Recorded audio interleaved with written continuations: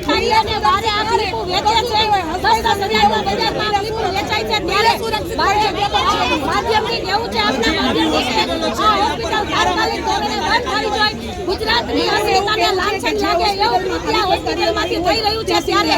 હું પૂછવા માંગુ છું કે મીડિયાના માધ્યમથી હર્ષ સંઘવી સાહેબને કે તમે રાજ્યના ગૃહમંત્રી છો સામાન્ય હેલ્મેટ પહેરીને ઊભો હોય એ માણસને હેલ્મેટ ન પહેર્યો હોય એને તમે સજા કરો છો લાયસન્સ ન હોય એવા લોકોને તમે અટકાયત કરી અને દંડ લ્યો છો એની ગાડી ડિટેલ કરો છો ત્યારે આવા સાયબર ફ્રોડ વાળાને તમે શા માટે પકડતા નથી?